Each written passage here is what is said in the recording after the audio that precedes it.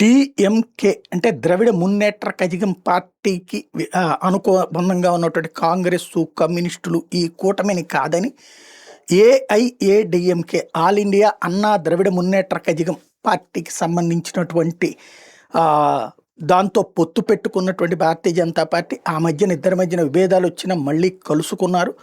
ఈ దఫా ఎట్టి పరిస్థితుల్లో స్టాలిన్ ప్రభుత్వం రెండోసారి మళ్ళీ అధికారంలోకి రావాలని కోరుకుంటుంటే ఎట్టి పరిస్థితుల్లో రానియకూడదని కోరుకుంటున్నది భారతీయ జనతా పార్టీ. యాక్చువల్గా గతంలో తమిళనాడు చరిత్రలో ఒక్కసారి గెలిచిన వాళ్ళు మరొకసారి గెలవటం అన్నటువంటిది గత 50-60 ఏళ్లలో లేకపోతే మొన్నటిసారి జయలలిత మాత్రమే సాధ్యమైంది. బ్రతికుండగా జయలలిత రెండోసారి కూడా గెలుపొందింది.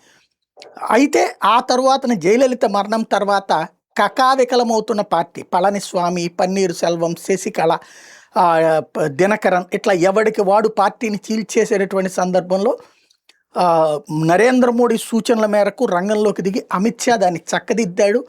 ఆయన దాదాపుగా 4 సంవత్సరాల పాటు ఆ పార్టీ సంఘటితంగా ఉండేటట్టు ప్రభుత్వం పడిపోకుండాను చూసుకొచ్చారు. శశికళ డ్రామాల్ని కట్టడి చేశారు. అలాగే మిగతా వాళ్ళ మధ్యన సమన్వయం చేసుకుంటూ సాగారు. అయితే ఆ తర్వాత జరిగిన ఎన్నికల్లో ఓటమి తర్వాత ఏఐఏడిఎంకే ఒక రకమైనటువంటి విచ్ఛిన్న పరిస్థితుల్లోకి వెళ్ళిపోయింది. అది స్టాలిన్కి వారసుడుగా ఉదయనిధి స్టాలిన్ ఉన్నాడు. జయలలితకి వారసులు లేరు. శశికళ తనకు తాను వారసురాలుగా ప్రకటించుకున్న జనం అంగీకరించలేదు. టీటీవీ దినకరన్ ప్రకటించుకున్న అంగీకరించలేదు. దాంతో పళనిస్వామి, పన్నీర్ సెల్వంలో ఒకళ్ళకొకళ్ళు నేను వారసున్నంటే నేను వారసున్నని ఒకసారి అతన్ని ముఖ్యమంత్రిని చేసింది, 2 సార్లు ఇతన్ని ముఖ్యమంత్రిని చేసింది. కాబట్టి జయలలిత జైలుకి వెళ్ళినప్పుడల్లా ఆ కాన్సెప్ట్తో ఎవరికి వాళ్ళు మేమే ఆమెకి సన్నిహితులు అంటూ చివరికి ఇద్దరు కలిసి జయలలిత పార్టీ కొంప ముంచేటటువంటి సందర్భంలో దాన్ని జాగ్రత్తగా నడిపించుకొచ్చాడు ఆ రోజున అమిత్ షా. సెంటర్లో కూడా వాళ్ళే ఉన్నారు కాబట్టి సాధ్యం అయ్యింది.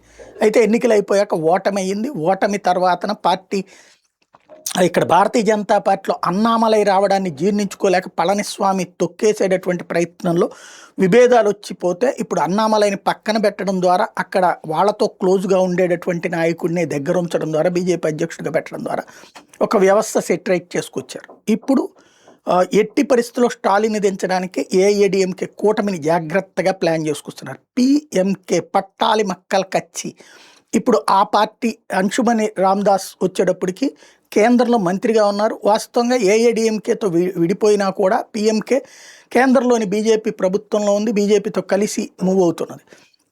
ఇప్పుడు మొన్ననే టీవీకే పార్టీ విజయ్తో కలిసినటువంటి సందర్భం కలుస్తున్నారన్నటువంటి ప్రచారం కూడా జరిగింది.